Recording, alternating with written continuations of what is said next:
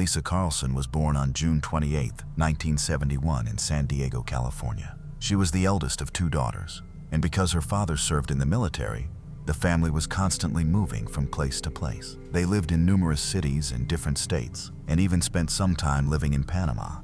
Lisa was energetic, determined, and strong-willed. She generally connected very easily with other people, but she was also never afraid to defend herself or openly voice her opinion whenever something upset her. When Lisa was 17 years old, her family finally managed to settle in one place and relocated to Tacoma, Washington. She successfully completed high school and later trained as a professional nursing assistant. Lisa wanted a career that would genuinely help and benefit others, so she chose to work with people who couldn't care for themselves. She found steady work at a rehabilitation center for people with disabilities, and that was where she met a nurse named Daniel. The two began seeing each other, and their relationship progressed very rapidly. In less than a year, they were married, and shortly afterward, Lisa gave birth to twin boys, Nikki and Chris. Lisa was absolutely delighted to become a mother, but she and Daniel soon encountered a serious financial problem. Paying a babysitter to care for both boys would have taken almost her entire paycheck. For that reason, Lisa quit her job and stayed home with them. The problem was that Daniel's income alone couldn't cover even their most basic living expenses. Eventually, his parents offered the young family a place to live on their sizable rural property. They set up a trailer there for Lisa, Daniel, and the boys, which meant the couple no longer paid rent and took much financial pressure off them. Daniel's parents also worked at the very same rehabilitation center, so he could ride to work with them and save some additional money. By the summer of 1998, Lisa was living there with her husband and children. At the time, she was 27 years old, while the twins were 3. On July 18th, at about 9 p.m., Daniel dialed 911. He told the dispatcher that he had just returned home from work and discovered his wife dead. She lay on the couch in a pool of blood, and her body was cold. Their children were unharmed because they were staying at their grandparents' house. When police arrived, they immediately confirmed Lisa had died and that nothing could be done for her. She had 2 injuries to her head that seemed to be gunshot wounds, as well as another wound to her chest. 3 .22 caliber shell casings were also discovered on the floor beside the couch. Lisa's body was partly covered by a blanket, and when officers raised it, they discovered something rather unexpected. Her pants had been lowered, and she was clutching a remote control for an adult toy that was lying close by. An explicit video was also playing on the living room TV, though it had been paused. Lisa's body was transported to the medical examiner. As investigators kept searching the trailer, one detail immediately caught their attention. The entire place was in complete disarray. Nearly every cabinet and drawer had been opened, with their contents spread across the floor, making it appear that someone had searched the residence during a robbery. Yet there were no indications of forced entry. Daniel did, however, provide one significant detail. When he reached the front door, he had assumed it would be locked, or at least fastened with the chain, but instead discovered it standing open. While the crime scene team continued working inside the trailer, officers obtained an initial statement from Daniel. During the next several hours, his conduct began to concern investigators for several reasons. For one thing, he appeared remarkably calm and composed for someone who had just discovered his wife murdered. He repeatedly approached officers, asking if he could return inside to get food for the boys and remove his clothes from the washing machine. His 911 call also seemed quite unusual to investigators. There was nothing frantic in Daniel's voice. He sounded perfectly composed, as if he were talking about his breakfast instead of informing a dispatcher that he had just discovered his wife dead. His manner was notably steady throughout the conversation, without the panic investigators might normally expect in such circumstances. What seemed even stranger was that, right from the start of the call, he repeatedly stressed that he had been at work and had only recently returned home. From the outset, that detail seemed important to him, and he made sure the dispatcher understood where he had been before coming home. Daniel, though, offered officers an explanation for his apparent lack of emotion. He said that, while he and Lisa remained married in the eyes of the law, their relationship had actually ended quite some time earlier. Daniel claimed that they had agreed to separate roughly a year and a half before. Their financial circumstances, however, prevented either one from simply leaving the trailer and beginning again. The financial strain had left both of them trapped in circumstances neither could easily change. Once Lisa gave birth to the twins and quit working, the couple began depending more heavily on credit cards to pay for ordinary necessities. Unfortunately, Daniel's income couldn't keep pace with what they owed. Eventually, they declared bankruptcy, and the proceedings continued for months, leaving Lisa without any practical means of getting a place of her own. Meanwhile, she couldn't go back to work while caring for two small children, leaving her with little alternative except remaining under the same roof as Daniel. This had happened about 6 months before her death. The pair had signed a separation agreement, intending to eventually use it as the foundation for a divorce. The agreement also reflected the reality of their increasingly divided household. They occupied separate bedrooms and, in everyday life, functioned more like roommates than spouses. Daniel further told police that Lisa had been involved with another man, Sean, for some time. Once Daniel returned from work and was able to watch the boys, Lisa would frequently stay overnight at Sean's home, then come back before Daniel needed to leave for his next shift. Daniel said that, in fact, Lisa had spent the night preceding her murder with Sean and returned to the trailer at approximately 1:30 p.m., just as Daniel was preparing to go to work. After interviewing Daniel, officers immediately went to find Sean. His response to hearing that Lisa had died was markedly different. He appeared visibly anxious, seemed restless, and chain-smoked while talking to detectives. Sean acknowledged that he and Lisa had been romantically involved for some time. He said he had known Daniel since childhood, and when Daniel initially married Lisa, Sean's relationship with her was strictly platonic. However, after Lisa and Daniel had effectively agreed to separate, Sean and Lisa started dating. During the months that followed, they began discussing a future together, and Lisa decided she wanted to take the boys and move with Sean to Arizona, where his parents lived. She wanted to begin again there and create a new life. Sean said she also had serious reasons for wanting to get away. He told investigators that Lisa and Daniel's marriage had steadily grown more troubled. Their finances were already strained, but Daniel's actions made matters worse. At one point, Lisa learned that he had concealed numerous lottery tickets and credit cards from her. Later, she discovered Daniel had secretly accumulated additional debt, worsening an already difficult financial situation. Meanwhile, their arguments became more frequent, and Daniel's conduct grew increasingly hostile. Lisa told others that he would shout at her, throw objects toward her, and had even turned physically violent. During one incident, Daniel seized Lisa around the neck, causing her to fear that he might strangle her. Later, Lisa switched on a tape recorder and confronted him about the incident, hoping to capture an admission. When she said she feared for her life because he had tried to strangle her, Daniel answered that he hadn't intended to hurt her and hadn't even squeezed her neck that hard. Lisa eventually gave the recording to Sean, asking him to give it to police if anything happened to her. Sean then shared another significant detail with detectives.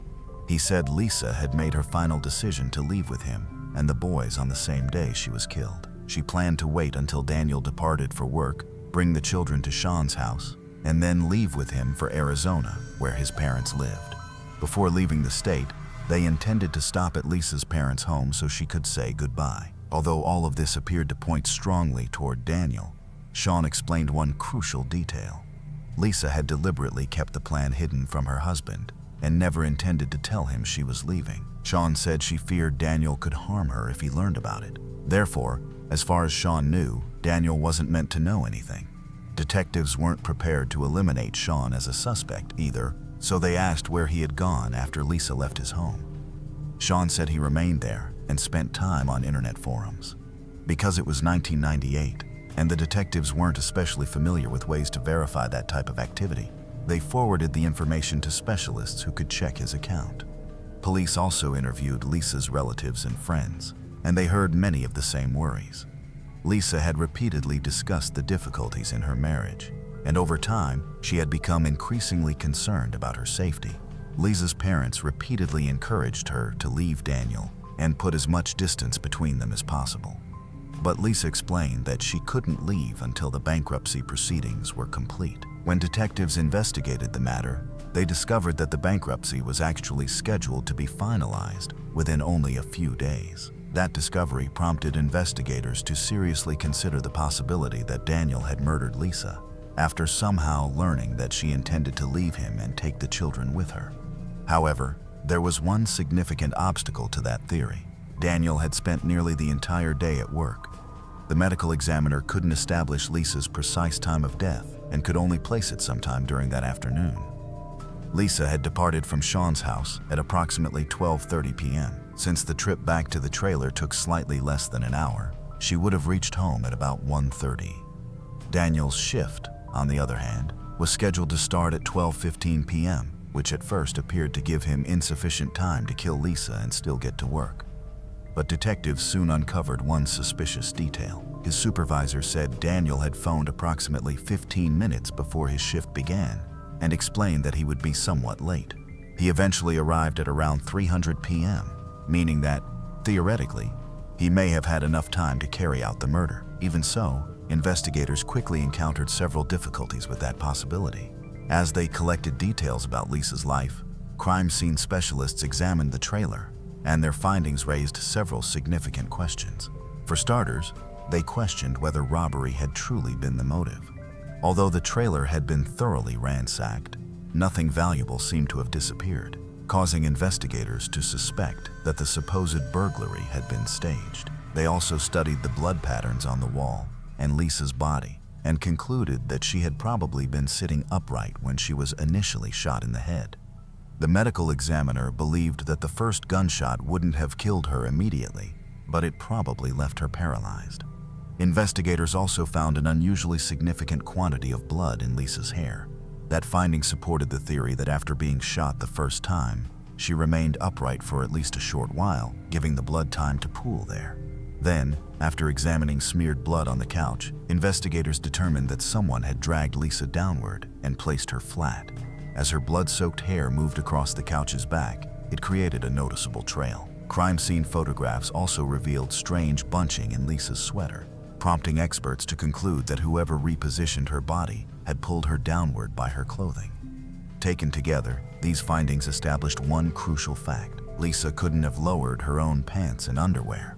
By then, the initial gunshot would have already paralyzed her, so investigators concluded that the killer had removed them. The adult toy likewise appeared to have been positioned beside her afterward, although investigators still couldn't determine why.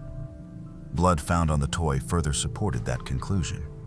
Investigators determined that the blood had reached it through direct contact rather than airborne splatter, indicating that the killer probably touched it only after placing Lisa on her back and getting blood on his hands. During the sequence of events, Lisa was shot twice more, and only afterward did the killer cover her body with a blanket. That particular detail seemed especially unusual. Whoever committed the crime had apparently taken considerable steps to make it look as though Lisa had been shot while watching an explicit movie, arranging the scene in an extremely deliberate and disturbing manner. Yet after constructing that scene, the killer placed a blanket over her and concealed much of what had been arranged. The tape itself presented another mystery. While the television remained switched on, the movie had been paused. If Lisa had actually been watching it when she was attacked, the tape should have continued running until it ended, unless the killer had picked up the remote and intentionally stopped it. By this stage, detectives were almost certain they were dealing with a carefully staged crime scene. But that discovery created additional difficulties for the theory that Daniel was responsible. From the reconstruction investigators had developed, the killer would have required enough time not only to shoot Lisa, but to reposition her body, stage the trailer, search through it to simulate a robbery, then clean himself and change clothes, because he would almost certainly have blood on him. Daniel's journey to work took roughly 30 minutes, leaving him approximately an hour to carry out the killing before he needed to depart. Technically, that was possible, but investigators increasingly wondered whether he could actually have completed every step within that limited window. Before long, forensic investigators uncovered an even stronger reason to question his involvement. While searching through Lisa's possessions, they examined her computer and found something surprising. Someone had switched it on at 3:40 p.m., well after Daniel had already begun his shift. That person attempted to launch an internet browser, but encountered a problem.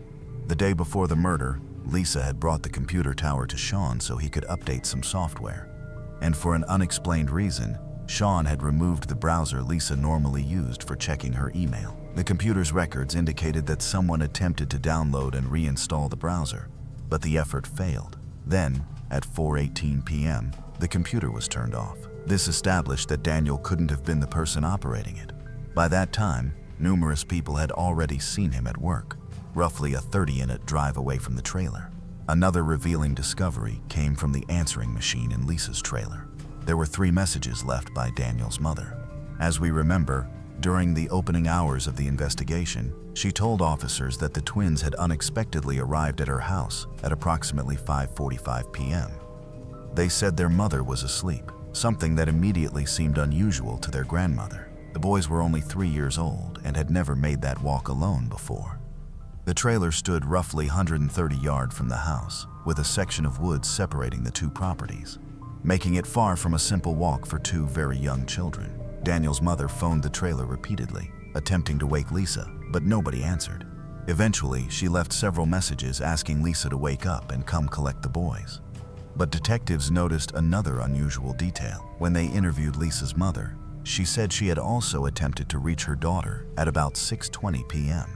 because Lisa hadn't appeared for the meeting they had arranged before she left the state. Lisa didn't pick up, so her mother left a message on the answering machine.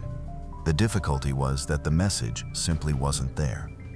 Investigators forwarded the answering machine tape to specialists, who discovered evidence that someone had interfered with it. It seemed that a person had taken out the cassette, rewound it to the start of the message Lisa's mother had recorded, and then used Carol's following call to erase it. For detectives, the missing recording was significant because it suggested that someone had deliberately altered the machine after the call, rather than the absence of the message being accidental. That made the earlier statements about the calls much more important to the investigation at that point to the detectives. That finding opened an entirely new line of questions and prompted detectives to examine Daniel's family much more closely. Unexpectedly, they discovered that just several months before her death, Lisa had secured a restraining order against Daryl, Daniel's father. Officers began questioning Lisa's relatives and friends about her dealings with Daniel's parents, and their accounts revealed a disturbing pattern. Sean said Daniel's mother had disliked Lisa almost immediately after meeting her. Carol believed Lisa wasn't good enough for her son, yet Daniel continued dating her. Sean further explained that Daniel had always relied heavily on his mother, and that the pair shared an unusually tight bond. Even once Daniel was grown, Carol continued exercising considerable influence over him. Her inability to persuade him to end things with Lisa appeared to trouble her considerably. Matters became even worse after Lisa and Daniel had their twins. Carol repeatedly criticized Lisa, insisting that she was bringing up the boys the wrong way. Lisa didn't cook or clean well enough, and generally wasn't fulfilling her responsibilities properly as either a wife or mother. Beyond that, Carol acted as if she deserved not merely an equal voice in the children's lives, but authority to decide things for them regardless of Lisa's wishes. She would occasionally take the boys to her home without permission, drive them places without informing Lisa, and generally behave as though they belonged to her rather than being her grandchildren. When speaking about the twins with other people, Carol even called them my babies. After Lisa and Daniel moved into the trailer, her mother-in-law's conduct became nearly unbearable for Lisa. They had already encountered each other almost every day at work, since Daniel's parents were employed at the same rehabilitation center. Now, however, Carol lived only around 100 yards away. She frequently came to the trailer and instructed Lisa on raising the boys, managing the home, and basically running her life. At times, she would even look through Lisa's possessions or enter the trailer while nobody was there and search around. Lisa attempted to establish limits, but Carol disregarded them completely. Daniel also failed to view his mother's conduct as troublesome and generally supported her instead. Sean said Daniel's unwillingness to defend Lisa was among the biggest factors that slowly ruined their marriage. After Carol discovered that the couple had agreed to divorce eventually, she became enraged and held Lisa responsible for the situation. Later, when Lisa started dating Sean, Carol accused her of being unfaithful to Daniel and breaking apart their family. On one occasion, Carol and her husband stormed into the trailer while Lisa and Sean were together. Apparently, they wanted to catch the pair in an intimate encounter, but Lisa and Sean were merely seated there talking. Nevertheless, Carol started verbally attacking Lisa, while Daryl seized her by the neck and threw her onto the floor before confronting Sean. Following that incident, the couple contacted police and Daryl was taken into custody. Lisa later secured a restraining order against him, but decided against pressing charges, because she didn't want to worsen an already disastrous family situation. From then forward, Lisa was basically waiting for the moment when she could finally leave. Meanwhile, she kept her intentions hidden because she feared Daniel's relatives and what they could do if they discovered. She planned to take the boys and relocate to another state. After learning all these details, detectives started considering whether Lisa's mother-in-law might somehow have played a part in the killing. They had interviewed Carol during the opening hours of the investigation, and she had said then that she remained home for most of the day, but noticed nothing unusual because a narrow area of woods lay between her house and the trailer. However, when officers questioned why she had phoned Lisa repeatedly and instructed her to come collect the boys, yet never went herself to the trailer, Carol offered several explanations. Initially, she said she believed Lisa was sleeping and had no reason to suspect that anything was wrong.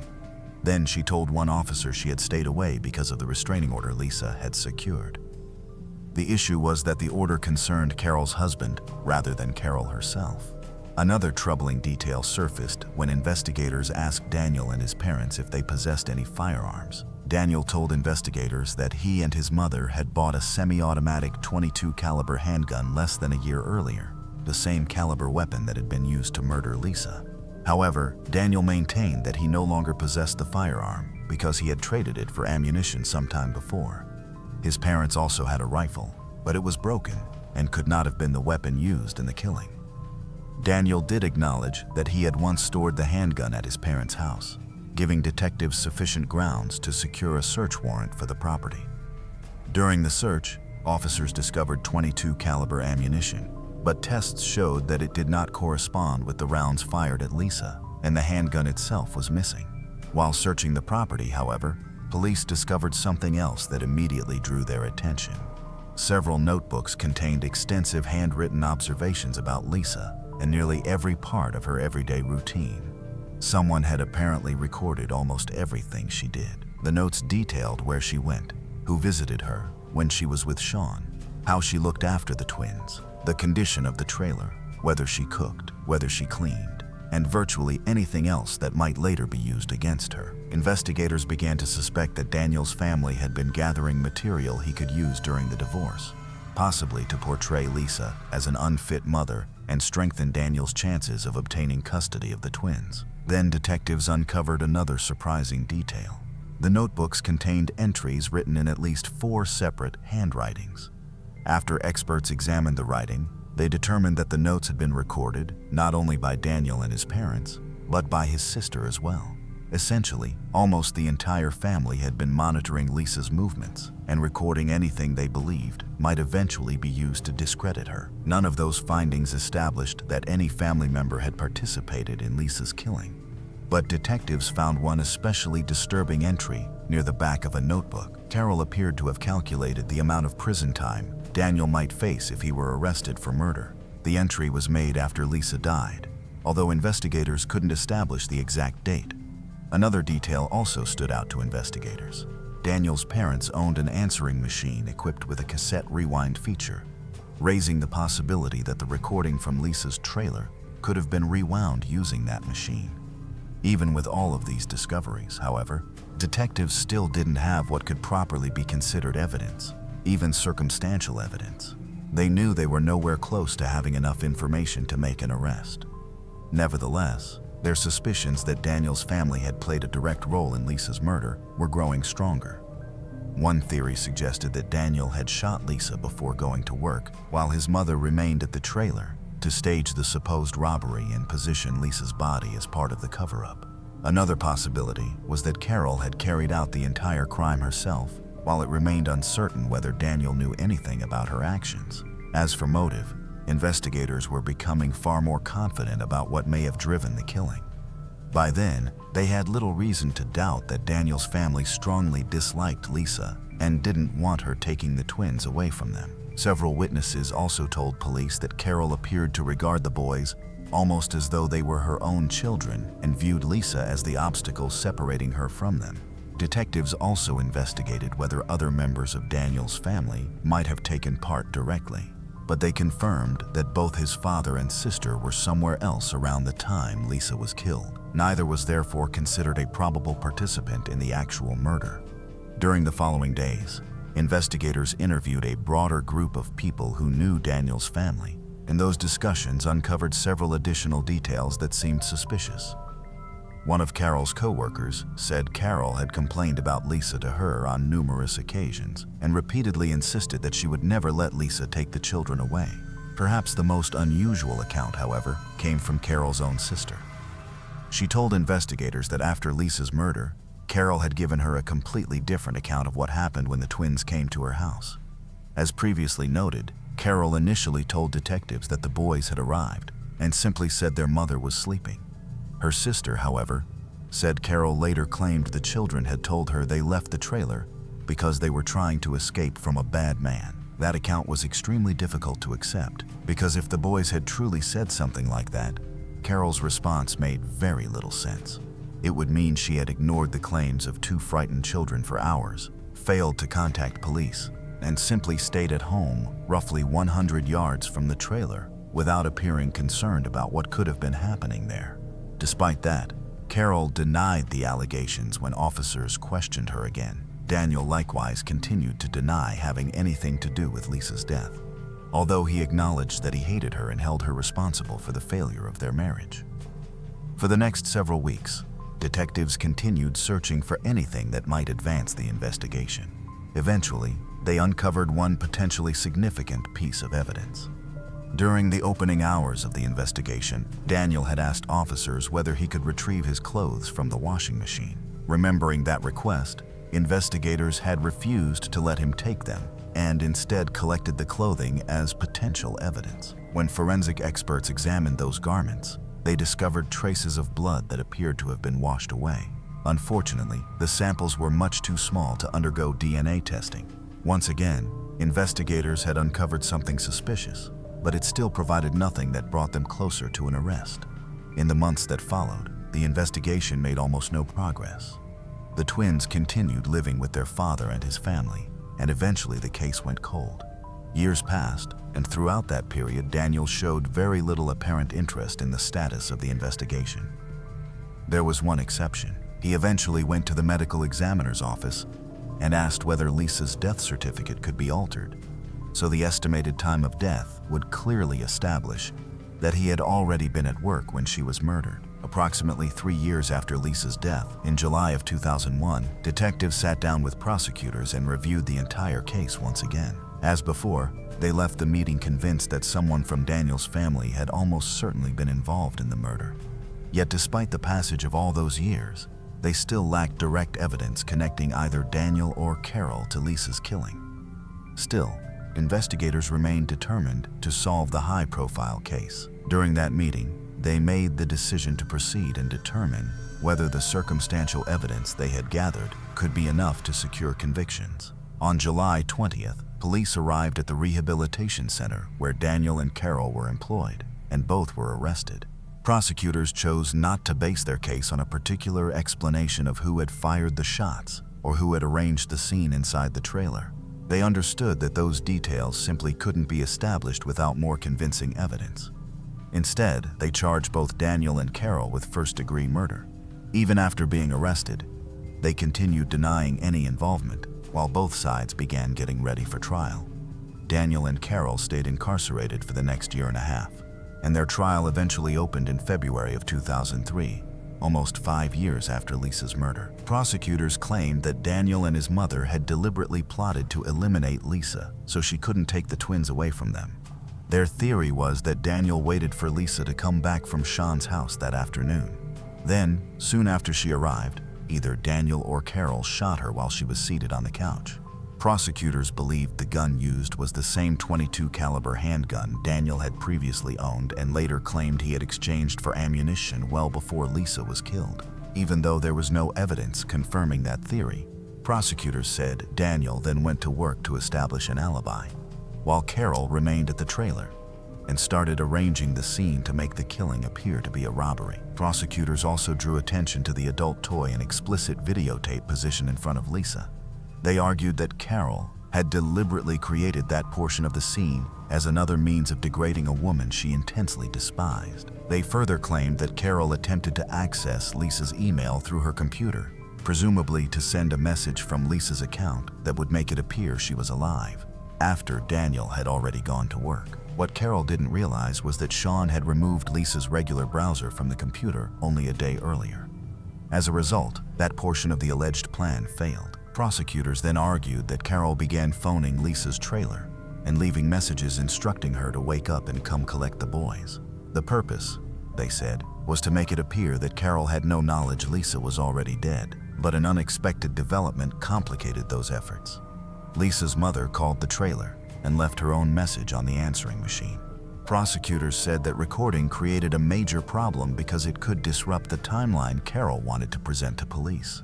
The answering machine didn't record the exact time of each call, but Lisa's mother remembered clearly when she had made hers. Because her message came after Carol's initial recording, it established the sequence of the calls and could assist investigators in reconstructing the timeline. Prosecutors claimed this was the reason Carol removed the cassette, carried it to her own home, rewound it, then brought it back to Lisa's answering machine, and used her following call to record over Lisa's mother's message. The defense attacked almost every piece of circumstantial evidence introduced by prosecutors and repeatedly returned to one central argument. Even after 3 years of investigation, police had still uncovered no solid evidence proving that Daniel or Carol had murdered Lisa.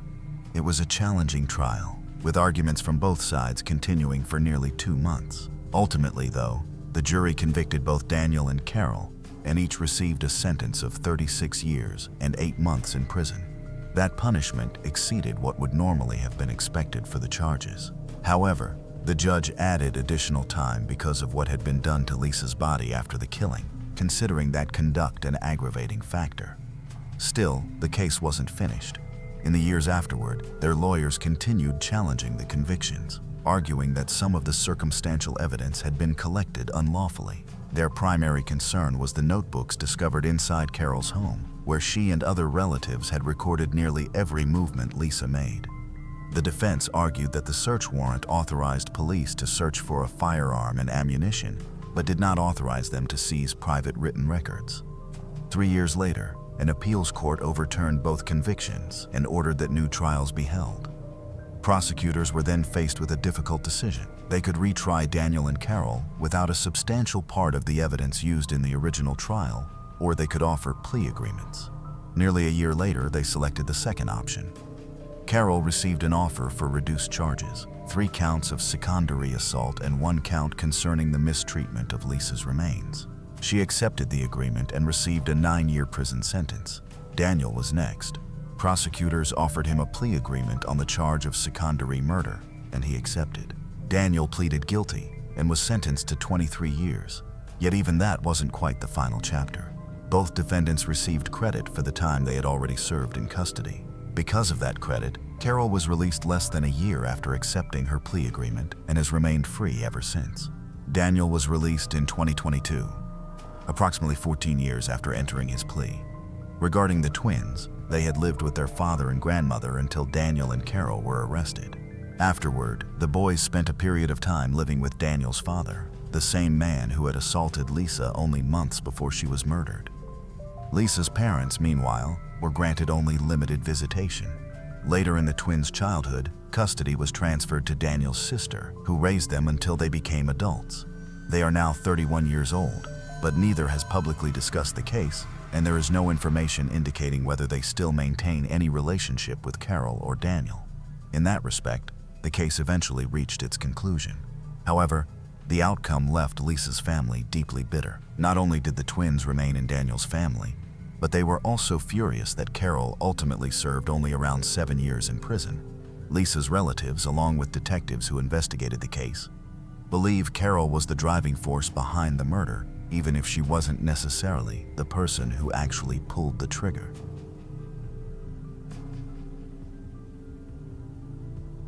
September 13, 2024, Argentina, on the industrial edge of San Nicolas.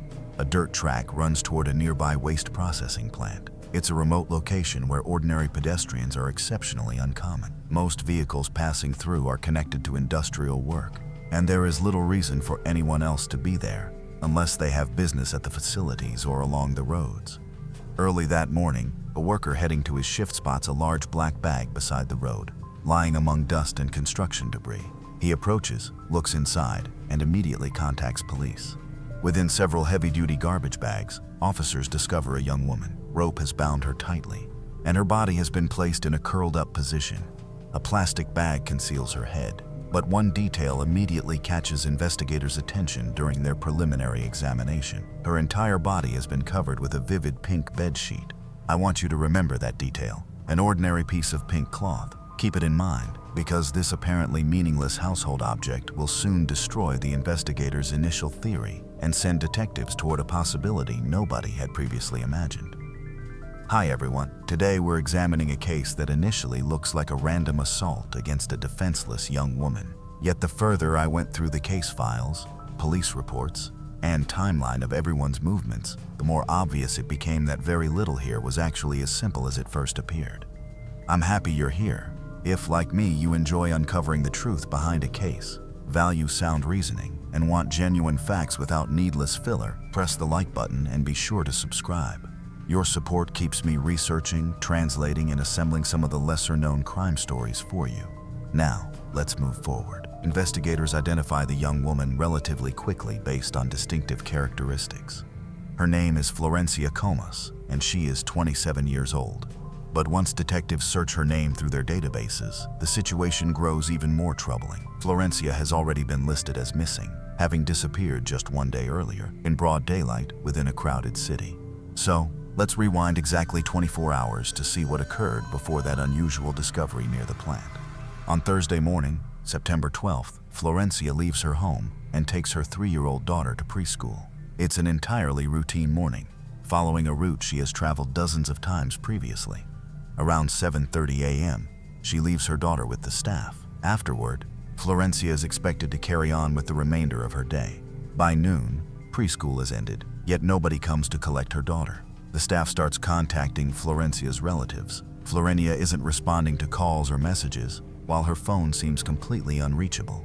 Nobody in the family knows her whereabouts. That's when fear takes hold. Once police receive the missing person report, they start retracing Florencia's movements. They determined that the preschool was the final location where anyone could verify that she was alive. There are no ransom demands, and patrol officers discover no indications of a struggle on the street. She appears simply to have disappeared, leaving investigators with no explanation for where she went or why nobody witnessed anything unusual morning. Then, only a day later, she is discovered dead beside the waste processing facility. Initially, local investigators suspect they could be facing a random street crime. What they haven't understood yet is that the unusual pink bedsheet is about to reveal a whole network of complicated relationships. That lone piece of evidence will bring police to the homes of people who have been leading double lives. Most surprisingly, some of those hidden truths will shock even Florencia's husband. To understand what happened, we need to examine much more closely who Florencia Comas truly was and what had been happening beneath the seemingly ordinary life everyone around her knew. Police start investigating Florencia's background. She had a hearing impairment, yet she maintained an extremely active life. She worked hard, developed an audience on TikTok, and raised her daughter. From the outside, her 13-year marriage to Brian Acuna appeared almost picture-perfect. Reconstructing her morning route reveals very little. After leaving her daughter at preschool, Florencia boards the number 504 bus. She exchanges a few casual messages with a relative. Then, at exactly 8:38 a.m., her smartphone disconnects from the network for the final time. As often happens in cases like this, investigators initially focus closely on her husband. But Brian has a rock-solid alibi. Throughout the entire period of Florencia's disappearance, he is at work, continuously recorded by supermarket security cameras. Investigators are once again back at square one. Brian appears to have no involvement, and investigators can find no clear enemies. But during questioning, he reveals a detail that completely redirects the investigation. Brian tells detectives that he and Florencia were in an open marriage. Do you believe total honesty can truly work in that sort of relationship, or does it eventually bring complications? Tell me your thoughts in the comments. Although they had agreed to that freedom several months before the killing, Brian secretly looked through his wife's phone and found a private recording of Florencia with a man he didn't know. He hands the video over to investigators. Officers play the file and immediately spot something on the display. Florencia and the unidentified man are lying on a bed covered by what seems to be the very same bright pink bedsheet investigators had discovered, wrapped around Florencia beside the waste processing site only hours earlier. At first, that discovery seems to provide detectives with the missing connection they have been searching for. It appears to explain both the unusual evidence at the scene and the hidden relationships surrounding Florencia's final hours, giving the investigation a clear direction. At last, that one clue has seemingly taken detectives directly to the bedroom of Florencia's unknown lover. The video itself is anything but clear. The bedroom is poorly illuminated. The man's face can barely be seen, and the camera continually changes position. Yet investigators have one valuable technical clue. The stranger has distinctive tattoos across his arms and torso. Forensic experts examine the footage frame by frame, improve the contrast, and distribute printed images among their contacts.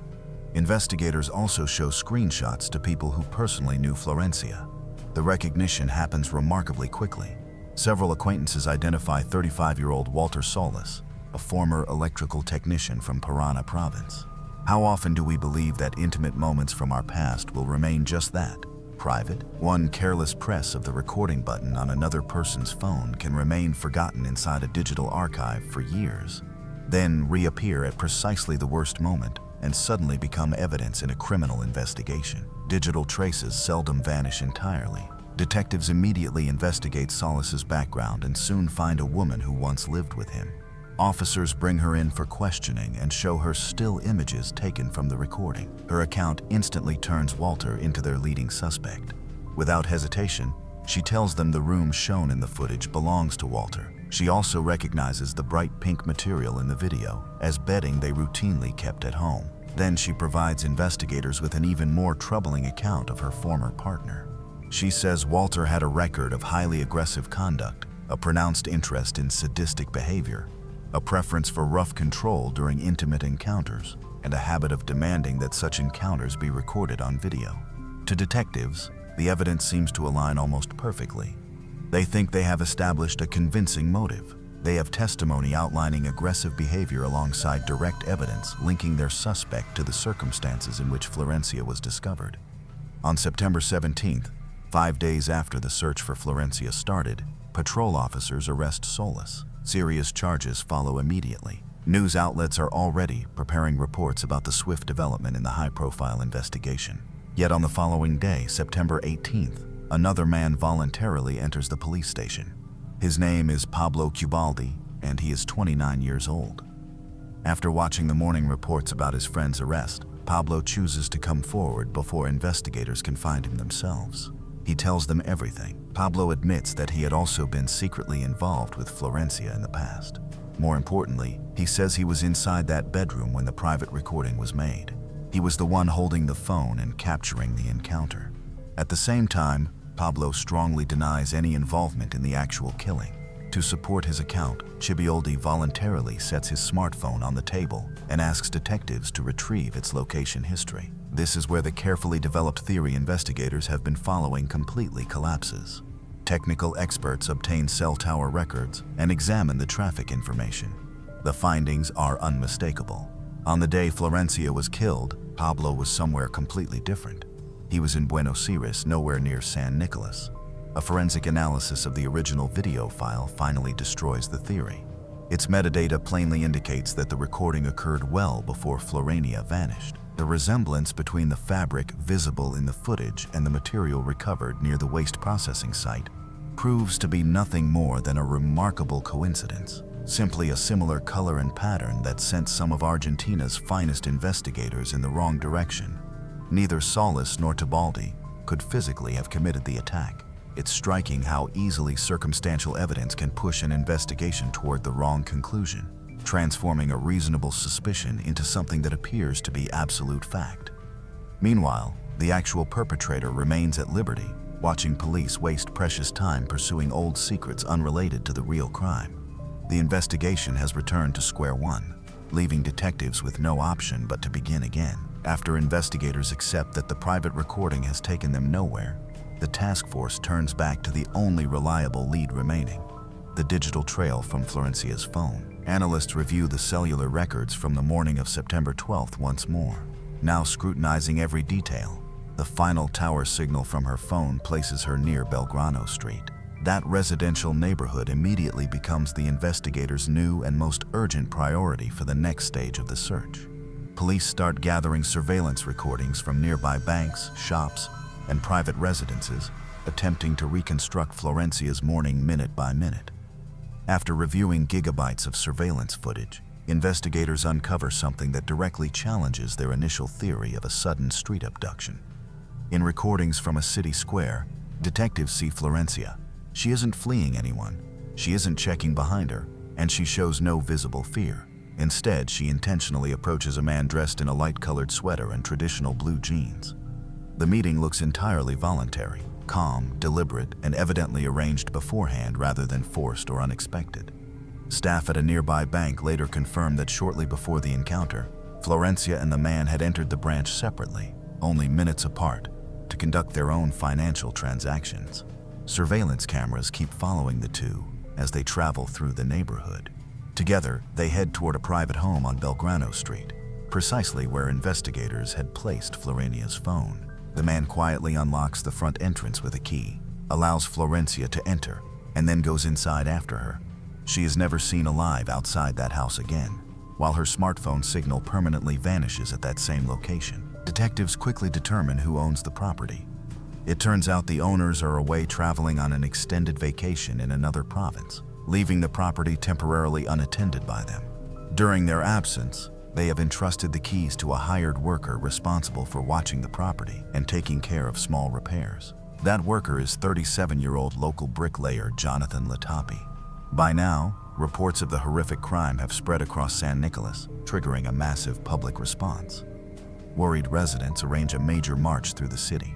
Crowds move along downtown streets holding signs and demanding that whoever committed the crime be found. And this is where a detail appears that I personally find extremely disturbing. In the center of that crowd, walking shoulder to shoulder with Florencia's grieving relatives, is Jonathan Latipi. He openly offers sympathy to the family and behaves outraged over the unknown killer's actions. People who commit serious crimes can sometimes appear to enjoy the control they gain by putting themselves directly inside the search for the truth. Investigators immediately secure search warrants for 3 separate locations linked to Jonathan. The most significant and potentially decisive piece of evidence is waiting for investigators in the yard behind his parents' house. Parked there sits an ordinary gray car. Investigators check the license plate details, vehicle size, model, and color. It corresponds to the vehicle recorded by municipal traffic cameras near the dirt road leading toward the waste processing plant. That same car had traveled through the area during the precise period when Florencia was left there. Taken together, these findings are now sufficient to justify an immediate arrest. Jonathan is calmly laying bricks at another construction site when police officers surround him at work. Because Jonathan, like Florencia, has a hearing impairment, a professional sign language interpreter is present as officers make the arrest, and Latapi is taken into custody. There is now nowhere left for him to run, hide, or credibly escape the consequences of the evidence surrounding him at that point in the investigation. Now detectives need him to tell the truth and finally determine what caused the violence behind the closed doors of that vacant house. In the interrogation room, Jonathan realizes he has been cornered. Investigators possess surveillance footage, detailed cell phone records, and the automobile found at his parents' property. It is the same vehicle seen near the waste processing site. He understands that continuing to deny the events serves little purpose. With the evidence mounting against him and no credible explanation remaining, he finally surrenders. Through a professional sign language interpreter, Jonathan gives investigators a detailed confession and finally describes what had actually brought them together that morning. It emerges that he and Florencia had maintained a secret relationship for quite some time, one that had grown deeply unstable and toxic. Let's return to the morning of September 12th. Inside the vacant house, Florencia begins a difficult discussion. She has decided to permanently end their secret relationship and continue with her life. Jonathan refuses to accept her choice. Their argument, conducted through sign language, rapidly develops into a physical confrontation. Jonathan is much larger and physically stronger than Florencia. In a sudden surge of uncontrolled anger, he forcefully shoves her, sending her chest against the wall. One detail that always strikes me while reviewing criminal case files is how rapidly the boundary between a heated dispute and severe aggression can vanish, leaving the other person with virtually no opportunity to escape. Later, forensic specialists record extensive dark bruising across Florencia's body. The injuries, suffered while she remained alive, are consistent with Jonathan's description of the impact's force and angle. But the violence doesn't stop there.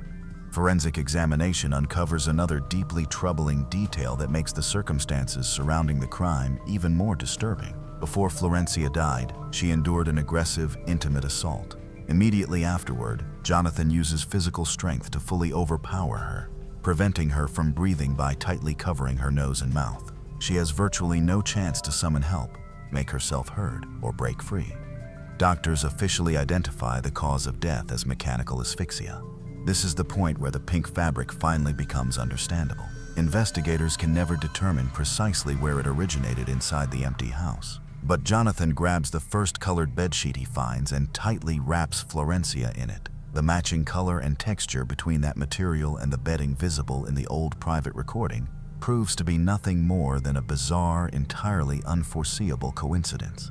One that costs investigators several valuable days. He ties Florencia with rope, covers her head with a plastic bag, and then hides everything inside heavy-duty trash bags. Jonathan's next actions show virtually no panic, surprise, or regret.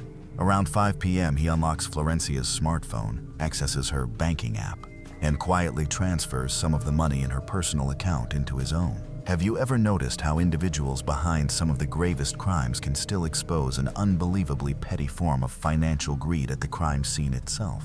During those first critical hours of the investigation, for me, that detail always seems like the clearest expression of human cynicism in the immediate aftermath of what had happened. After darkness fully settles, Jonathan places the prepared black bundle inside the trunk of his parents' gray car. During the night, he drives it carefully toward the city's industrial outskirts and abandons it beside the dirt road, believing that in such a remote place, nobody would find it anytime soon, before detectives could arrive there. Following the bricklayer's complete confession, investigators now possess the evidence required. Yet the intense press coverage surrounding the investigation sets off an unexpected chain reaction involving additional people connected with the case. Remember Walter Solis, the man associated with that private recording? He is formally cleared of involvement in Florencia's death, but he isn't released. National media reports prompt several women from his past to come forward. 3 women submit police reports accusing him of serious intimate assaults that occurred between 2010 and 2015. Their accounts include one especially disturbing detail. They say chloroform had been used beforehand to make them unconscious. It is a striking illustration of how a major investigation can unexpectedly reopen older, concealed criminal allegations and bring them back into public view. Solis remains incarcerated while awaiting separate court proceedings over those serious allegations. Meanwhile, Jonathan Latapi faces the possibility of life imprisonment for a femicide charge. His lawyers begin preparing a defense designed to lessen his possible sentence by concentrating on his mental state. They review previous medical and police records and highlight an unusual incident dating from August 2019. At that time, Jonathan vanished without explanation for 3 days. Eventually, he was discovered wandering alone, well away from any populated location, unable to explain what had happened to him. His defense formally asks for a comprehensive psychiatric assessment to determine whether he was legally accountable for his conduct, hoping the results might prevent their client from spending the remainder of his life behind bars. In October 2024, prison authorities record several incidents suggesting Jonathan could be at significant risk of harming himself. After evaluating the circumstances, the facility promptly transfers him to a separate safety cell with increased supervision and around-the-clock video monitoring. Now, go forward to the night of February 25, 2025. During a routine overnight inspection, correctional officers look inside Jonathan's cell and discover him unresponsive. Evidence at the scene suggests he had taken measures to end his own life with elastic tension cords secured to his bed. The prison medical team arrives, but nothing can be done. At 5:10 that morning, a doctor officially declares that Jonathan's heart has stopped.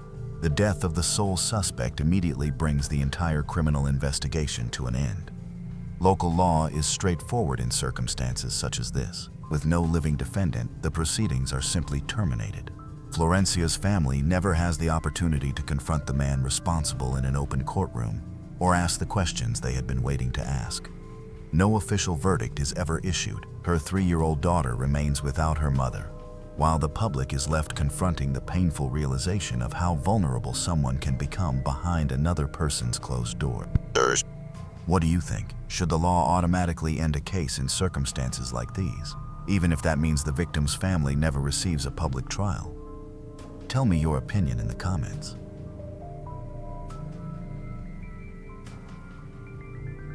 He piloted the Queen of England. He transported the Prime Minister of Canada.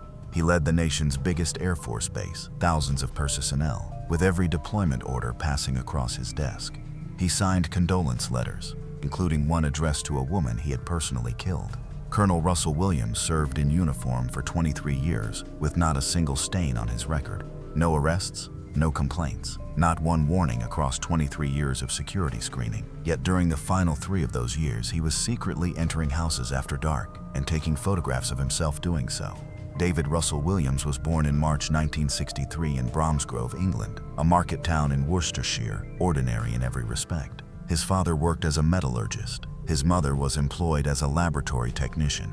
When he turned 5, the family moved to Canada, attracted by a research position at Chalk River, the nuclear facility beside the Ottawa River in eastern Ontario. Their marriage did not survive Chalk River. His parents separated, and his mother later married a colleague of her husband, a doctor named Jerry Savka. For a while, the boy adopted his stepfather's surname. At school, he was called Russ Savka. Later, he abandoned it completely and used his middle name, Russell Williams, a man who had, even before adolescence, altered both his name and his sense of belonging. He attended Birchmount Park Collegiate in Scarborough, followed by Upper Canada College, the country's most prestigious private school, where Canada educated the sons of judges and bankers. Former classmates from those years remember very little about him, not because he was disliked, but because there was little to remember. He played squash at school. He behaved politely and remained consistently well-mannered. He caused absolutely no trouble whatsoever. At the University of Toronto, he studied economics and politics, graduating in 1986. Then, at 24, he made a choice that astonished the few people who knew him. He enlisted. The Canadian Forces fit him perfectly. Military life provides a world where every question has a recorded answer. Merit is judged through checklists and flight hours, and proper conduct is established beforehand. Williams excelled. He earned his wings in 1990. He piloted the CC-130 Hercules, followed by the CC-144 Challenger, the executive aircraft used to transport Canada's highest-ranking people. That was how he came to fly royalty, Queen Elizabeth II, Prince Philip, the Governor-General, Prime Ministers Jean Chrétien and Paul Martin. By every professional judgment, he was an outstanding pilot, gentle on the controls, meticulous about preparation, completely unshaken. His advancement continued. He took command of Camp Mirage, the secret Canadian logistics base in the United Arab Emirates, supporting the entire Afghanistan mission. He later served as a director in Ottawa, overseeing Air Force initiatives at the national level. Then, in July 2009, he received the posting that marked the pinnacle of the ladder for an officer his age, Commander of Canadian Forces Base Trenton. Trenton is the central hub of Canadian military air operations. Every soldier deployed to Afghanistan departed through Trenton, and every soldier killed in Afghanistan returned through Trenton inside a flag-draped coffin, traveling down the Highway of Heroes toward Toronto. Williams stood upon that tarmac in formal uniform during the repatriation ceremonies. He rendered salutes to the caskets. He greeted the families. By that point, he was married to her. Mary Elizabeth Harriman was a substantial woman in her own right, an executive with the Heart and Stroke Foundation of Canada. Intelligent, respected, firmly established within Ottawa's established professional circles. They had first met at university. They wed in 1991. They had no children together.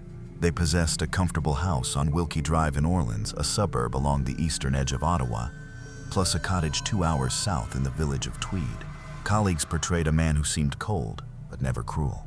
He maintained a meticulous diary of his flying hours, recorded with exacting care. He exercised regularly by running on his own. He carefully recorded each of his runs afterward. He gathered personal data about himself as other people gather stamps.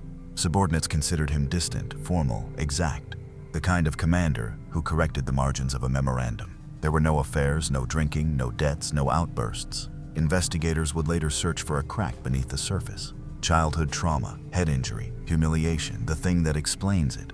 They discovered nothing. No abuse, no domestic violence, no documented cruelty toward animals, none of the usual markers. Only the surface remained, and behind it, apparently, absolutely nothing that investigators could identify. Tweed lies about 90 miles east of Toronto, away from Lake Ontario, along the Canadian Shield, where farmland ends and rock begins. About 6,000 people, a main street, one hardware store, a lake, plenty of trees surrounding the scattered homes. It was the kind of place where people left the porch light on and the side door unlocked, because everyone's cousin lived 4 doors down. Williams purchased a cottage there on Cozy Cove Lane, a narrow road leading down towards Stico Lake. He treated it as an escape from Ottawa. He would drive down alone, frequently in the middle of the week, while his wife remained behind in the city. Neighbors knew him only vaguely, simply as the pilot. He cut the grass. He would wave. He never lingered. In September 2007, a house 2 doors from his own was entered while its family was away. Nothing was broken, no window was smashed, and no door had been forced open. The homeowners returned to a house that appeared exactly as they had left it, except the drawers in a teenage girl's bedroom had been searched, with some of her underwear missing. No cash had been taken from anywhere inside. The laptop remained untouched on the desk. The jewelry remained inside its box. They reported the incident.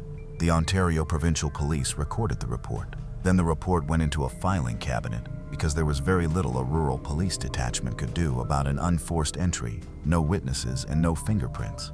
That was the first such incident. It would not, however, be the final one.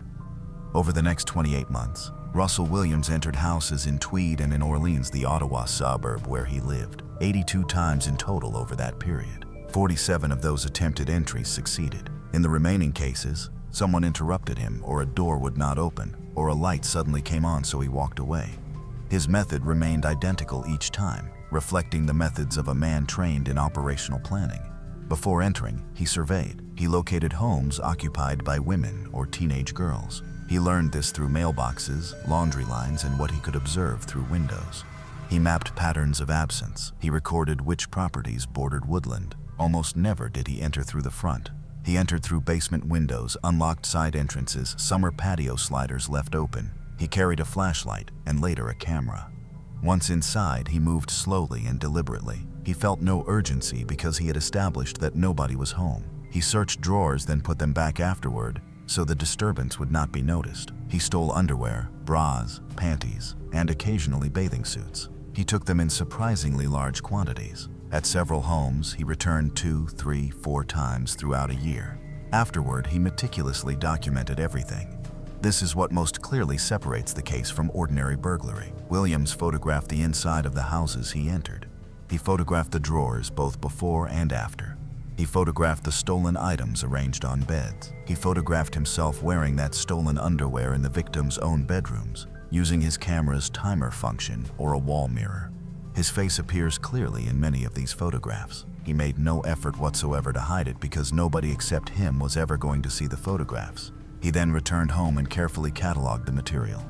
Folders, subfolders, labeled by address, date, and victim. He compressed the photographs to conserve disk space. He maintained a written index. Some of the stolen items ended up stored in the rafters of his garage, inside sealed, tagged bags. He was creating an archive of himself. For a remarkably long period, none of this surfaced. Some victims never realized they had been burglarized at all at the time. Who actually keeps count of their underwear? Others thought they had misplaced items in the wash or a teenage daughter had discarded something. A handful reported it, and those reports remained in separate detachments across separate jurisdictions, 2 hours apart, without ever being connected. But by the summer of 2009, Tweed had started talking because the pattern had become impossible to dismiss. 3 homes on one road, followed by a 4th. Always the same category of missing item. Always no damage and no theft of valuables. In a village of that size, such information travels through coffee shops, arenas, and church basements within days. People began locking their doors more carefully. Women living alone asked friends to stay overnight. Rumors spread about a local teenager doing it as a prank. There were rumors about a drifter. Others concerned a man from out of town who owned a cottage and was rarely around when expected. Someone suggested the culprit might be local.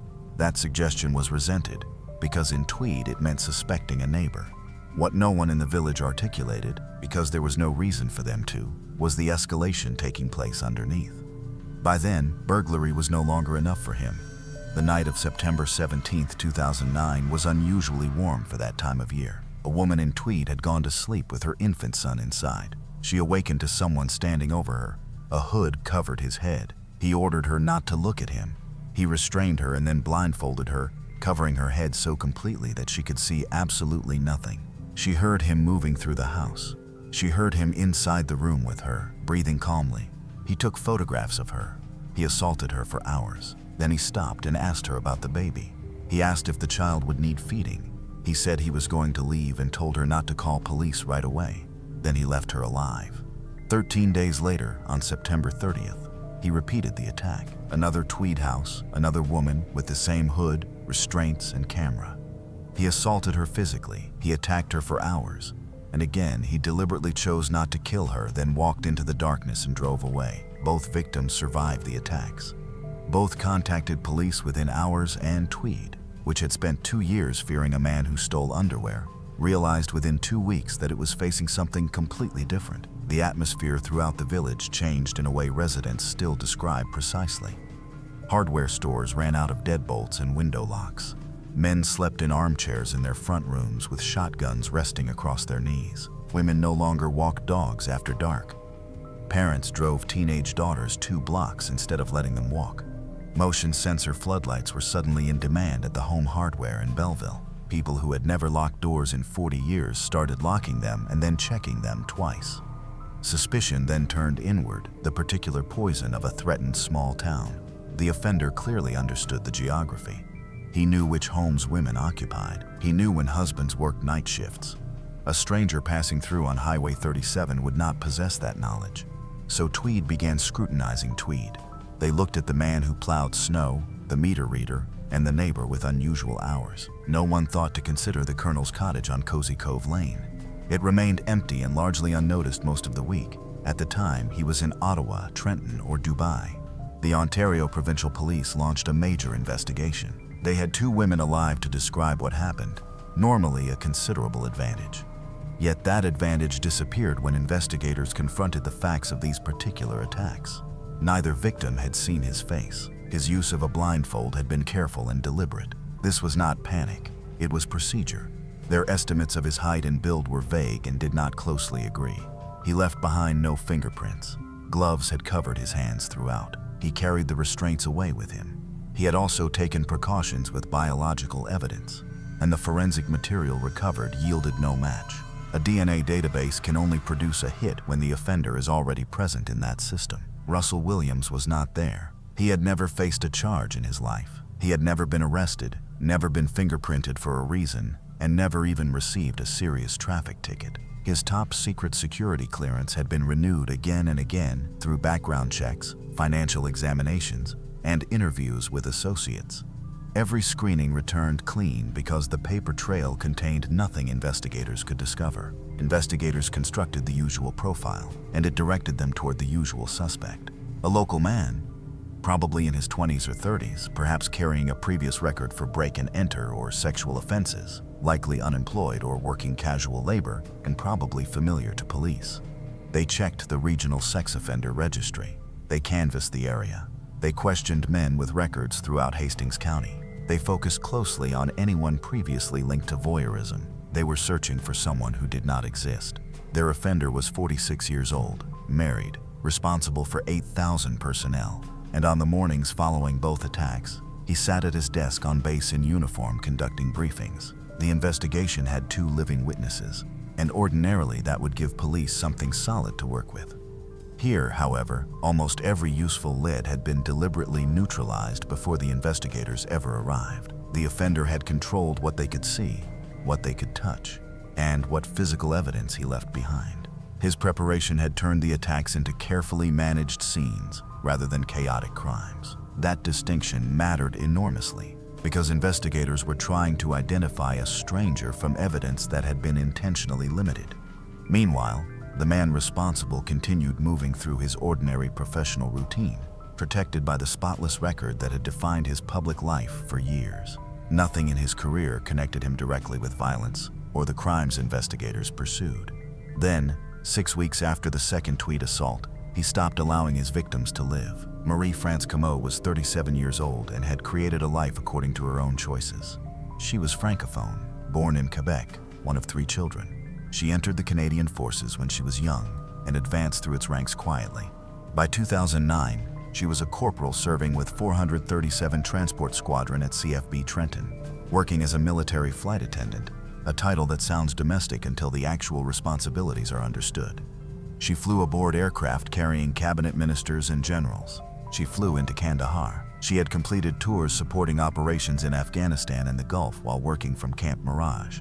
She had flown on aircraft bringing Canadian dead home. She spoke 4 languages. Squadron colleagues knew her as composed, exceptionally capable, and almost impossible to rattle. She was the person you wanted aboard when weather deteriorated, or the passenger list contained someone important and difficult. She had many friends. Her boyfriend, Paul Belanger, lived in Ottawa. At that stage of her life, she was completely settled. She had also recently endured a serious illness. She had overcome it. That autumn, she was flying once more, back on the roster and back in the air. She owned a home in Brighton, Ontario, a small lakeside community roughly 15 miles west of the Trenton base. It was modest, quiet, and set back from the road. She lived alone, and she had flown with Russell Williams, not merely because they shared a base. She had served aboard aircraft under his command. She knew who he was, as every airman there knew him, because in July 2009, his name had become the one appearing beneath every order. On November 16, 2009, she was off duty. He entered through the basement. Beforehand, he had surveyed the property. He had already entered it during a break-in weeks earlier, photographing rooms, stealing underwear, and studying the layout. He knew the location of the stairs. He knew where the bedroom lay. He waited downstairs in darkness for some time before going up. What followed over the next several hours was captured by his camera and later detailed in court in ways that do not need to be repeated here. She fought him. Physical evidence made that unmistakable. She resisted for a long time, nearly escaped, and repeatedly begged him not to kill her. He suffocated her. Then he cleaned up. He removed items. He took what he had wanted and placed it into the archive. Her body was discovered on November 25th when Paul Belanger, unable to contact her for days, drove from Ottawa and entered the house himself.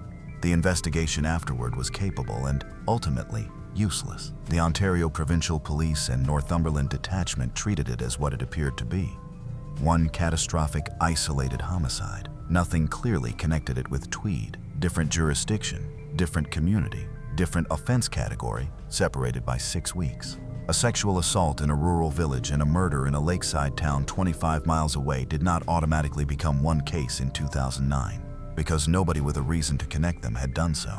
Investigators examined her life. Boyfriend, cleared. Ex-partners, cleared.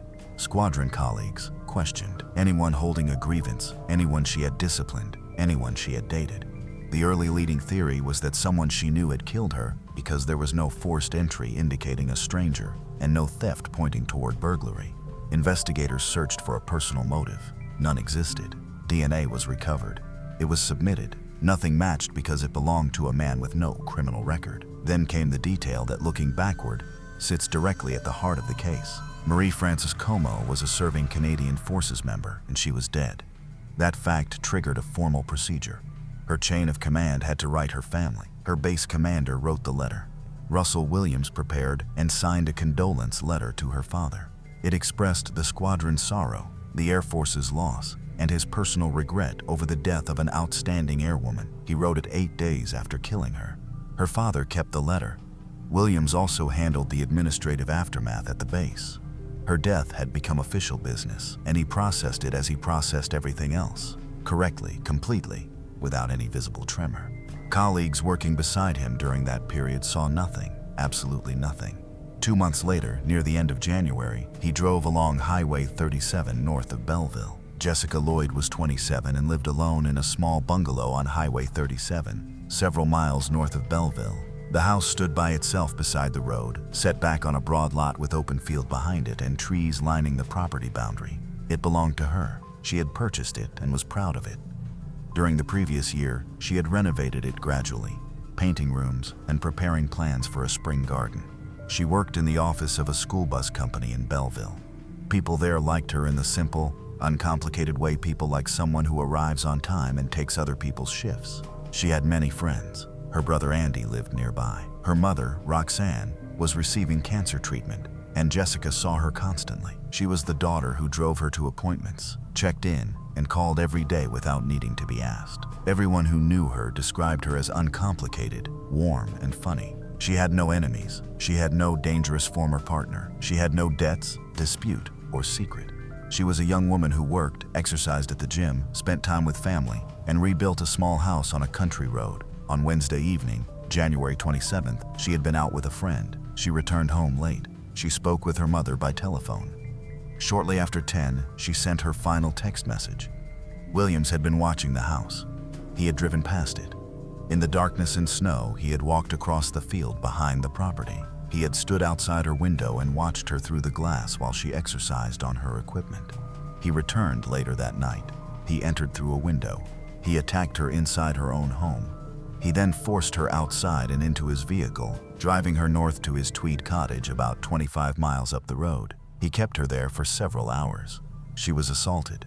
On the morning of Thursday, January 28th, he killed her. He carried her body outside and abandoned it in a wooded area beside a rural road not far from the cottage.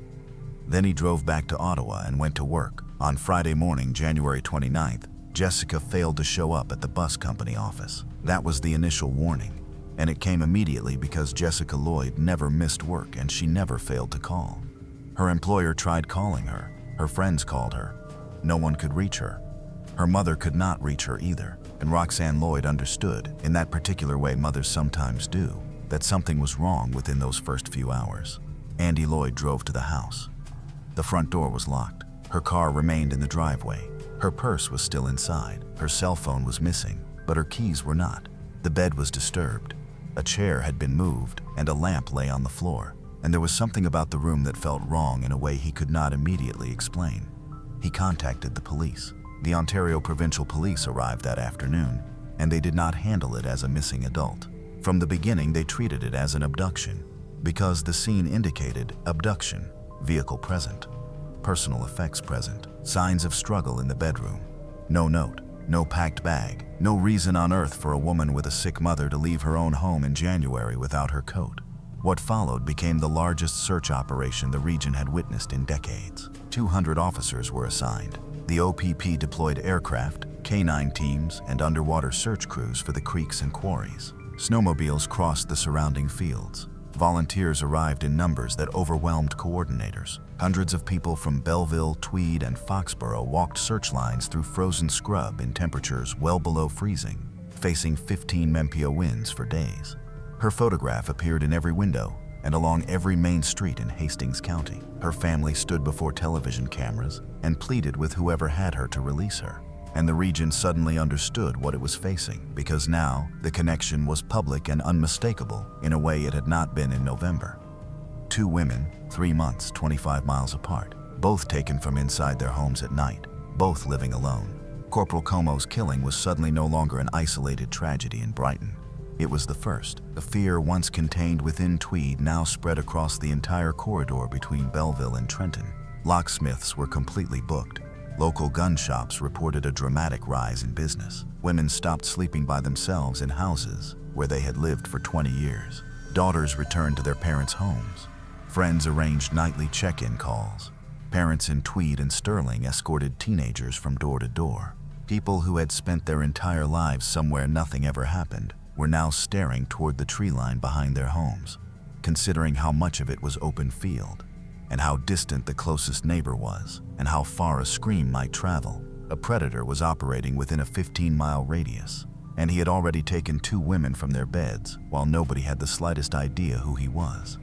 Then a police officer noticed a set of tire tracks in the snow. The first week of the Lloyd investigation went almost completely in the wrong direction, and there were defensible reasons why it did. The prevailing theory was that the offender was transient or socially marginal. A man with a criminal record, someone without a permanent address, a man who had wandered into the corridor and would eventually wander away. That theory determined where resources went. Officers obtained the Provincial Sex Offender Registry for Eastern Ontario and went through every name. They questioned men convicted of break and enter. They examined recent parolees. They checked anyone in the region with a history of confinement-related offenses. The tip line produced hundreds of calls within the first 72 hours, and most were worthless. Neighbors accusing neighbors, former wives accusing former husbands, sightings of Jessica in 3 different provinces. Every lead had to be checked, because the one ignored could be the one that mattered. Investigators examined the people surrounding her closely: her former boyfriend, male co-workers, and a man she had recently communicated with online. Everyone was investigated, and everyone was eliminated. There was no personal motive because there was no personal relationship. She had been chosen by an unknown man who had watched her through a window, and that is among the hardest crimes to solve, because the investigative link connecting victim to offender simply does not exist.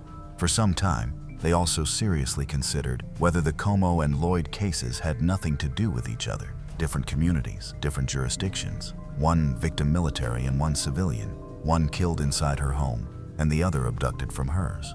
Connecting cases too early is a recognized way to compromise an investigation.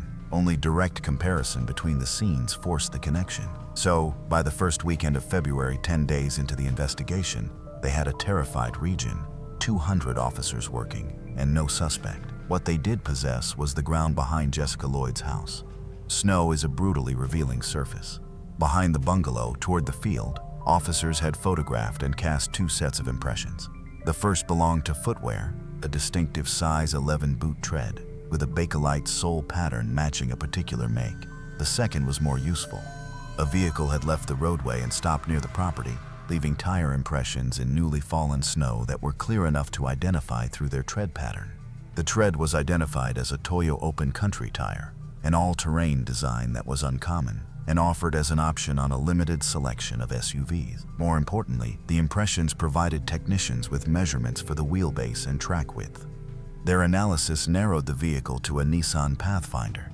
That was a legitimate lead, but still a broad one. Eastern Ontario contained plenty of Pathfinders, so the OPP did the tedious thing, and that was ultimately what broke the case. On Thursday evening, February 4th, 2010, they established a roadside canvas on Highway 37, north of Belleville. They placed a checkpoint along the same stretch of road where Jessica lived, designed to catch drivers who regularly traveled that route at that hour on that particular day.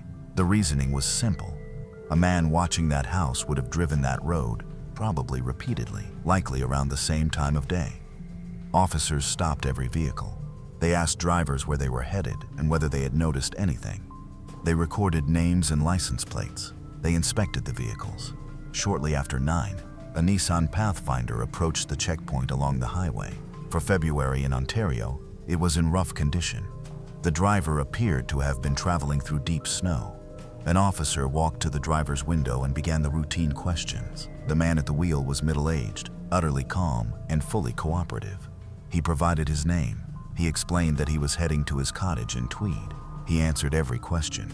Following the checklist, the officer walked around the vehicle. He crouched beside the front tire. Toyo Open Country, exactly the tread pattern preserved in a cast inside an evidence locker in Belleville. The officer did not arrest him. There was no legal basis for doing so. He recorded the license plate, name, and driver's license information, wished him a good evening, and allowed him to continue north toward Tweed. At the command post, the information was entered into the system. Registered owner, David Russell Williams. Orleans address, Ottawa. Occupation listed, Canadian Forces. Investigators stared at the entry, and their first response was that it had to be an error. Not because the tire identification was wrong, but because the man connected to it was the commander of CFB Trenton. He had no criminal history whatsoever. He possessed a security clearance that most officers in the room would never be eligible to obtain. He had flown the Queen, yet the tread matched, and another detail brought the discussion to an abrupt stop. The boot impression found behind Jessica Lloyd's house was consistent with military-issued footwear. They checked the Tweed address, Cozy Cove Lane, 2 doors away from a 2007 break-in, within the cluster of Tweed sexual assaults, 25 miles from Brighton. The investigation was no longer centered on a drifter. 3 days later, investigators asked Colonel Williams to come in for questioning. He agreed voluntarily. He drove there himself, Sunday, February 7, 2010, Ottawa, inside a small interview room at OPP headquarters on Elgin Street. A table, 3 chairs, and a camera positioned in the corner, recording continuously. Detective Sergeant Jim Smith from the OPP Behavioral Sciences Unit sat opposite him. Smith was trained as a polygraph examiner and interrogation specialist. He remained courteous, patient, and mildly deferential. He addressed the man before him by his rank. Williams arrived wearing civilian clothing. He appeared composed. He had not brought legal counsel. He was told, accurately, that he could leave whenever he wished. That framing would become critically important because everything that came next needed to be voluntary to remain admissible in court. The interview lasted approximately 4 hours. It is now studied at police colleges throughout North America. Smith opened with background instead of accusation. He described the tire impressions. He explained the boot prints. Without applying pressure, he explained that the vehicle tracks behind Jessica Lloyd's house belonged to a Pathfinder and that the colonel drove one. He asked if there might be an innocent explanation. Williams responded with broad denials in a controlled professional manner. He sounded like an officer responding during a briefing. He said he did not know Jessica Lloyd. He denied any involvement. Smith did not challenge him directly. Instead, he used something more effective. He presented each piece of evidence individually and in sequence, allowing the man across the table to perform the calculation himself. He explained that a boot impression had been recovered. He said the boots Williams had worn into the building would be compared against it. He explained that Williams's DNA sample, voluntarily provided when he arrived, would be compared with samples from the Tweed assaults and the Como homicide, and that the comparison would take hours rather than weeks. He stated plainly that his vehicle was being searched, and that his Orleans residence was being searched at that very moment. Then Smith stopped discussing evidence and shifted entirely to consequences. He told the colonel that police were about to enter his wife's home. He explained that searching the Orleans residence could take days and would be obvious to every neighbor along the street. Whatever the house contained would be discovered regardless of what happened inside this room. The only remaining variable was the location of Jessica Lloyd's body. Her mother still did not know where her daughter was, and that was the one thing the colonel still had the power to provide. A long silence followed inside the room. Williams quietly asked whether they had a map. That was the moment everything collapsed. There was no spectacle, no yelling, no emotional breakdown, no theatrics. He asked what could be done to reduce the effect on his wife. Smith replied that the only way was to begin telling the truth. And for the next several hours, Williams did exactly that. He admitted killing Jessica Lloyd. He admitted killing Marie-France Como. He confessed to the 2 sexual assaults in Tweed. Then he started describing the break-ins, and the number continued rising. First, several, then dozens. Finally, a total that stunned the officers listening, because none had grasped the scale of what had been happening beneath the region for 2 years. He drew a map. He identified a location on a rural road north of Belleville, near Cary Road, and described the surrounding terrain well enough for a search team to locate it. Officers were sent out into the darkness. Jessica Lloyd's body was recovered on February 8, 2010, from a wooded area a short distance from the road, several miles away from his cottage. Her family received the news that morning. That same day, he was charged with 2 counts of first-degree murder, 2 counts of forcible confinement, and 2 counts of sexual assault. The 82 break-and-enter charges followed later. Searches continued for weeks. At the Wilkie Drive residence in Orleans, officers discovered the archive. Hard drives, external drives, memory cards, and thousands upon thousands of photographs and video files organized by address and date. They discovered the written records. They found recordings he had made of the assaults and killings, recordings he had watched afterward. In the garage rafters, they discovered the stolen underwear, hundreds of pieces sealed and labeled from dozens of victims, including some children. At the Cozy Cove Lane cottage, investigators uncovered more material, together with physical evidence connected to what had happened to Jessica Lloyd there.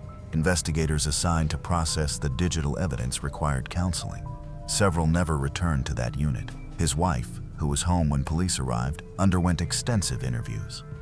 There was never evidence that she had known. The material had been hidden in places she did not examine, including the crawl space, rafters, and encrypted folders on drives she had no reason to open.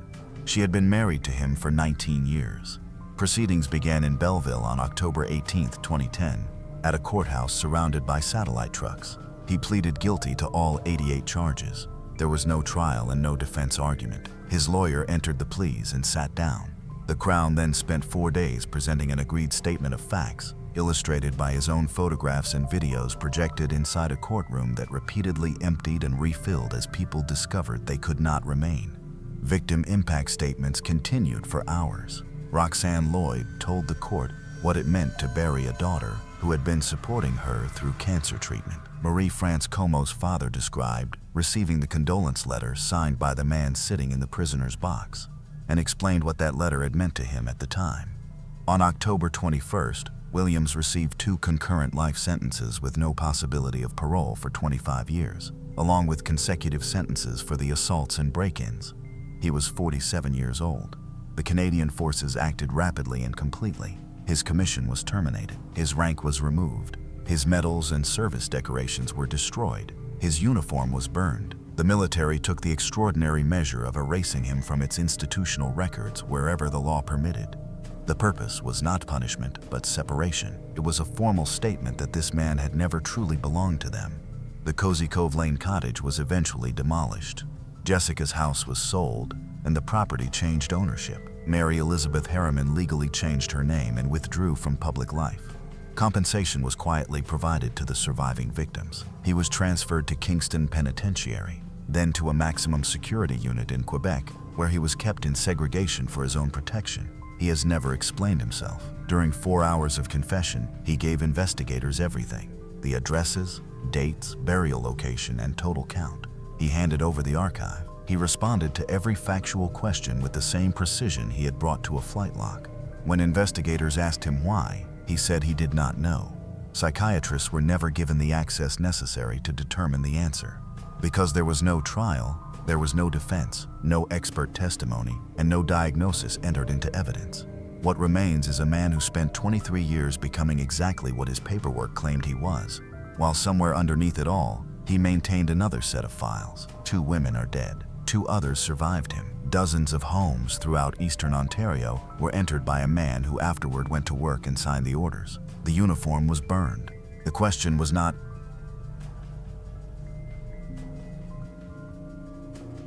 Mylene Kingsbury left her children at daycare, said sorry for arriving late, and headed back home. It was the final routine thing she would ever do.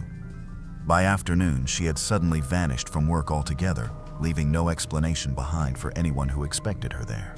By nightfall, her phone kept ringing without answer in the darkness. Then, 69 days later, a deputy tracing digital evidence arrived at a secluded gravel road where a concealed drainage culvert contained a devastating answer. What unfolded during those lost hours became a story of control, betrayal, and a community determined to keep searching. Winona, Minnesota is a modest city nestled beside the Mississippi River, bordered by limestone bluffs and a tight-knit, hard-working community. It's the sort of place where nearly everyone appears to know someone, and where a missing person doesn't remain a stranger for very long. In spring 2023, this peaceful river city would become the focus of one of the biggest investigations its police department had ever undertaken. Mylene Kingsbury was born on the 1st of June 1996, the youngest of 3 children, and she was raised in Farmington, Minnesota, just south of the Twin Cities. Her sister Megan recalled her as loud, outgoing, and constantly singing. She was a girl who loved being the center of attention and wanted to experience everything at once. She would leap into the deep end of a swimming pool before she even knew how to swim. That was Maddie, courageous before she was prepared, and always convinced that things would somehow work out. She attended Winona State University, pledged a sorority, and quickly connected with another student named Holly Stamshaw. Following their first sorority meeting, Holly invited her over, and Maddie practically moved in for the remainder of freshman year. Holly recalls her as innocent, goofy, and extraordinarily intelligent. How this tiny, goofy package can just have this big brain, she said. She was incredibly impressive and like a warm being. Another student lived only a door down the hall from Holly. His name was Adam Fravel, and he would eventually become the pivotal figure in Mylene's story for reasons no one could have foreseen. Adam was born on the 29th of January 1994, the youngest of 3, and was raised on a farm roughly an hour south of Winona near the little town of Mabel. He was a country boy, while Maddie was a city girl who knew nothing about rural life. According to people who witnessed their relationship develop, she immersed herself completely in learning all of it, eager to understand for herself. People who knew both of them during those early years described a couple who appeared truly happy together. Maddie embraced farm life with the same excitement she carried into everything else. For a time, it seemed that two completely different upbringings had somehow discovered a natural way to belong together. What started as a college friendship became a 7-year on-again, off-again relationship. They had 2 children together, a boy and a girl, and by 2023, they lived in a town home on Cary Drive in Winona. From the outside, they appeared to be a young family establishing their footing. Maddie devoted herself to motherhood just as she'd plunged into that swimming pool as a little girl, with absolutely no hesitation. Maddie established a career she took pride in. She worked as a clinical research coordinator at the Mayo Clinic in Rochester in public health, infectious disease, and occupational medicine, while pursuing a graduate degree at the University of Minnesota. By every account, she was a devoted mother. Everything she did seemed to lead back to her 2 young children, yet behind the family photographs, something was coming apart. Friends and family would later portray Adam as a more absent father than the man he showed the world. A man who depended heavily on Maddie financially and emotionally as control slowly entered the relationship. In September 2021, Maddie phoned her mother, Krista Holgren, while in a state of panic. She said Adam had shoved her onto the couch, placed his hands around her neck, and warned her, "I can make you disappear like Gabby Petito." Gabby Petito was a young woman who had been strangled by her fiancé earlier that year, had captivated the nation. Krista said her daughter was hyperventilating, speaking rapidly, terrified. She told Maddie to take the children and spend the weekend at her father's house. Maddie's father, David, said he wasn't laughing after hearing about it. "I didn't find it very humorous," he told the courtroom years later. Adam would insist it had merely been a joke, but it wasn't the sole incident. A friend later told police she'd been video chatting with Maddie when Adam walked into the room, shouted at her to be quiet, and slapped her across the face while she was holding one of their children and preparing dinner. Another friend said she saw him shove Maddie while she held their son. Bruises, midnight calls, a pattern that piece by piece would only become completely clear after she disappeared. By early 2023, Maddie had reached a decision. She and Adam were breaking up. They remained beneath the same roof on Cary Drive, but she was working toward moving out, hoping to remain close enough for the children to continue seeing their father. She'd also begun dating someone new, an old fraternity brother of Adam's named Spencer Sullivan. It had been happening for only a few months, but it was enough. Maddie's mother and sister later told police that Adam wouldn't allow her to talk with Spencer while he was nearby, and insisted on reading every text message exchanged between them. When an officer asked Adam directly whether he'd been angry when Spencer entered Maddie's life, he acknowledged, "I was hurt when I found out they were hanging out together." Domestic violence specialists would later identify this precise period as the most dangerous point in an abusive relationship, not the start, the departure. Only a month before she disappeared, Maddie went to visit a friend hospitalized at the Mayo Clinic where she worked. She told her friend that things were terrible with Adam at the house, that he'd been beating the hell out of her for years. Then she said something that would later haunt everyone who cared about her. "If anything happens to me, know that Adam did it. I would never leave my kids." Friday, the 31st of March 2023, started like any other morning. At roughly 8:00 a.m., Maddie and Adam departed their Cary Drive home together, taking their 2 young children to daycare in Maddie's 2014 blue Chrysler Town and Country. Doorbell video would later capture the 4 of them approaching the daycare entrance. "Sorry we're late," Maddie told the staff as they entered. It was such a little, ordinary thing to say. No one there could have realized that it would be among the final things she was ever heard saying. By 8:15 a.m. they had returned home. Maddie exchanged a text with her sister Megan, joking about a funny photograph from a trip they'd made to Rhode Island the previous summer. It was silly, ordinary, the kind of message sisters exchange without giving it a second thought. It was the last message anyone would ever receive from her. Around 10 a.m., Adam told police he left the residence in Maddie's van to run errands, saying he intended to leave some belongings at his parents' home in Mabel, where the couple planned to relocate that weekend. Surveillance footage captured the van traveling south along Highway 43. Yet, for approximately 45 minutes after passing through the small township of Choice, Adam Fravel vanished from the cameras. He later told investigators that he turned around partway there, realizing the boxes in the rear were intended for a storage unit across from their home in Winona, rather than his parents' house. Maddie never arrived at work that day. She never collected her children from daycare that afternoon, nor did she arrange for someone else to do it. Friends and relatives began calling her cell phone and home phone. Every call went unanswered. That evening, Maddie's close friend, Katie Kulka, couldn't contact her either, and something about it felt wrong. She asked Megan to check on her sister. When Megan called Katie back, Katie said the house was dark, no one was home, yet Maddie's van remained parked in the driveway. On April 1st, Maddie's family reported her disappearance to the Winona Police Department. The matter first reached Winona Police Chief Tom Williams through his deputy chief. At that stage, the family still had no clear explanation for where she had gone or why that morning. "I think something's wrong here," he was told. Officers tracked Maddie's phone. It appeared within roughly 100 feet of her own residence. They reached out to her employer and learned she'd signed into her work computer that morning, then signed immediately back out. Her phone, wallet, ID, and the jacket she'd been wearing that morning were all still inside the house.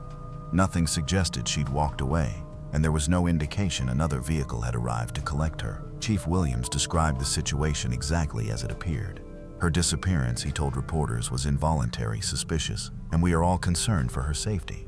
Megan Kingsbury refused to sit back and wait. She went to TikTok, filming herself just after a shower, wrapped in a towel, visibly terrified, and directly appealed to her followers for assistance locating her sister. "TikTok, I need you to do your thing," she said. "This is my sister, Megan Kingsbury." Videos circulated rapidly, and the story followed. Search groups started assembling almost at once, beginning with dozens and soon reaching hundreds. On April 7th and 8th alone, more than 2,600 volunteers searched Winona and Fillmore counties, with some coming from as far away as south-central Wisconsin solely to assist. Eventually, search efforts would attract crowds approaching 2,000 people at once. Search and rescue crews used horses, aircraft, and volunteer fire departments, moving block by block and field by field. How they rallied, Chief Williams would later say, in terms of citizens as well as law enforcement community and first responders. Authorities offered a $50,000 reward for information that could bring Maddie home safely. Maddie's brother Stephen, who had served in the military for 14 years, returned from overseas to take part in the search himself. Flyers featuring Maddie's photograph went into storefront windows throughout Winona. Volunteers worked from a temporary command center, dividing territory, comparing information, and refusing to allow the trail to grow cold. Meanwhile, police asked residents along the Highway 43 corridor to inspect every camera they had, including doorbell recordings, hunting game cameras, and anything else that might have captured the blue Chrysler traveling between 8:09 a.m. and 4:00 p.m. on the day Maddie disappeared. Investigators repeatedly tracked her phone. It did not move. It remained within 100 feet of the Cary Drive town home throughout that period. Yet investigators were already seeing suspicion point in one direction. Frall provided police with a version of the day's events that didn't entirely add up. He said the last time he'd seen Maddie, she was going into her basement home office that Friday morning, and he never returned to check on her before departing in her van. Later, digital evidence showed that he'd left his phone behind for part of his journey that day. Investigators also uncovered another disturbing detail hidden within warrants they later sought. On the day before Maddie's disappearance, Adam had reportedly disabled location tracking on his phone and removed the surveillance cameras from their house. Prosecutors would later argue that he also displayed a remarkable lack of curiosity. When officers initially reached him by phone, he never asked one question about what they were investigating, and investigators found no evidence of forced entry anywhere inside the house. Investigators and child protection workers became sufficiently concerned that, in early April, they removed the two children from Adam's home, citing in part exposure to criminal activity in the children's home. Adam challenged the decision in court. His attorney at the time, Zach Bauer, told reporters, "Law enforcement, I hope, is keeping an open mind in the investigation, and Adam has been cooperative with law enforcement and will continue to be so." On the 15th of May, as the search for Maddie continued, Adam submitted a petition requesting custody of the children. The decision only heightened public concern. One week followed another. The passage of time offered no answers, and every new day seemed to bring the same silence. The search remained relentless, but each effort ended without the discovery everyone was desperate to make. Divers scoured the waterways. Volunteers searched ditches and tree lines beside Highway 43. Police kept urging people along the corridor to review doorbell footage, game cameras, anything that could have captured Maddie's van traveling past. Yet nothing surfaced. The case seemed suspended between hope and dread, with no clear indication of where the investigation might lead next. Then, on the 7th of June 2023, 69 days after Malign Kingsbury had last been seen alive, the investigation took a dramatic turn. A Fillmore County investigator was pursuing a piece of digital evidence when it directed him toward an isolated gravel road branching from Highway 43, just north of Mabel. Around 1:30 that afternoon, inside a drainage culvert concealed by roadside brush, he discovered a body. It had remained there all along, hidden in a location investigators had already searched once before but found nothing. Investigators would later learn that the breakthrough occurred only after a sheriff's deputy spotted an unusually large gathering of flies around the area. The next day, Winona Police Chief Tom Williams appeared before cameras and confirmed the news everyone had dreaded. The remains were those of Malign Kingsbury. Unfortunately, while this discovery is not what we were hoping for, Williams said, "We're thankful to be able to bring Maddie home to her family." That evening, officers took Adam Fravel into custody without incident at a residence in Mabel, Minnesota. The location was significant. The area where Maddie's body had been concealed was only minutes from property owned by Fravel's family. What investigators found about the condition of her body was horrifying. Maddie's remains had been covered in a gray fitted bedsheet fastened with black gorilla tape, with a bathroom towel tied around her neck. A medical examiner later concluded that she had died from homicidal violence, most likely asphyxiation caused by the towel. During a search of the Cary Drive town home, investigators discovered that the sheet, tape, and towel used to restrain and conceal her corresponded to items from inside the residence she had shared with Adam. On the 9th of June, 2 days after the discovery, Adam Fravel was formally charged with 2 counts of secondary murder. He appeared in court for the first time by video, and a judge set bail at $1 million with conditions or $2 million without. In October, a grand jury indicted him on first-degree murder, adding another charge to the case. Investigators assembled a timeline from cell tower records and surveillance footage that contradicted Adam's original account. His van was recorded traveling along Highway 43 that morning, but during a crucial period of about 45 minutes after he passed through Choice Township, he disappeared from view completely. That unexplained interval fell almost exactly across the trip to and from the same culvert where Maddie's body would later be discovered. When Adam Fravel finally entered the courtroom, the case had already been deemed too large for Winona. It was transferred 136 miles away to a courtroom in Monado, where 12 strangers who had never heard of Maddie Kingsbury would determine what had happened on Cary Drive. The prosecution opened aggressively. Special Prosecutor Phil Proich told jurors there was no mystery here. Full, he said, had motive, means, and opportunity.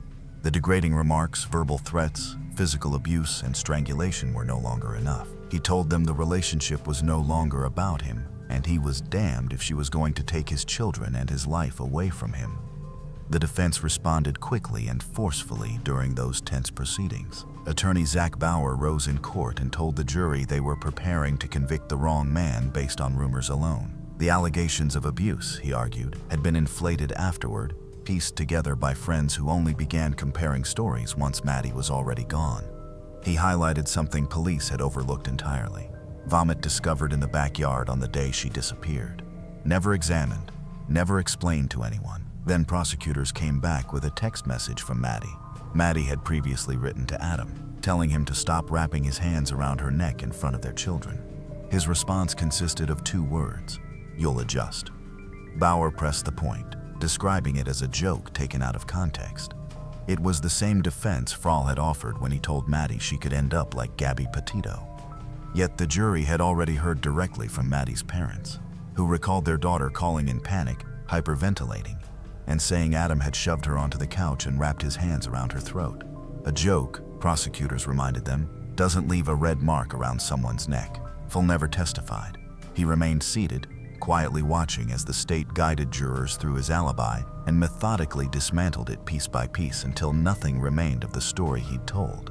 Closing arguments took place on the 6th of November 2024. Deliberations continued into the following morning, and shortly before 10:45 a.m. on the 7th, the courtroom became completely silent all at once as the verdict came down. Adam Fravel was convicted on all 4 counts, including 2 counts of first-degree murder and 2 of second-degree murder. He had displayed almost no emotion during the trial, but when the verdict was announced, he broke down, wiping tears from his face, while several members of his own family cried openly. Outside the courthouse, Maddie's father, David, refused to pretend the moment was uncomplicated. "We're not going to get Melleen back," he said. "Fravel can't be punished enough." Her brother Daniel described it as something larger. "The jury and the state struck a blow for abused women today.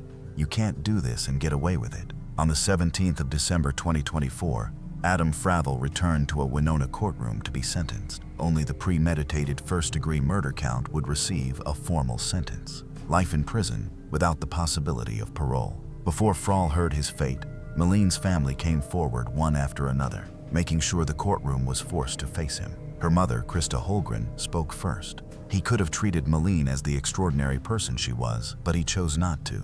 He tore her away from her children, family, and friends. Her sister, Megan Hancock, described seeing their parents collapse into shadows of themselves. But her father, David, was the one who pierced the courtroom. He described the horror of holding his daughter and singing to her as she lay inside a body bag, along with the promise he'd made during those agonizing 69 days of searching. 69 days spent desperately searching for her, he told the court, wondering whether she was alive or dead. Judge Nancy Benorp addressed everyone in the courtroom before sentencing. Domestic violence harms not only the victim but entire families and communities, leaving lasting scars. When his turn to speak finally came, Adam Fravel offered only one sentence: "I never caused harm to Maddie and I am innocent." He received a sentence of life in prison without the possibility of parole. He is now held in a maximum security correctional facility in Minnesota. Fravel's attorney confirmed an immediate appeal, claiming there were errors during the trial and inadequate evidence supporting 3 of his 4 charges. But in spring 2026, the Minnesota Supreme Court firmly closed that door, upholding his conviction.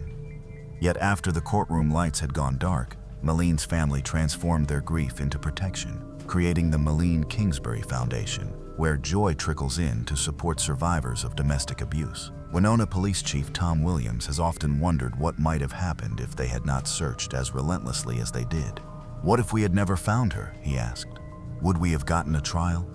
Today, the 2 children Melleen had with Adam are being raised by her parents, growing up far too young to comprehend everything an entire community did to try to bring their mother home. Melleen Kingsbury was 26 years old. She was a mother, sister, daughter, and friend.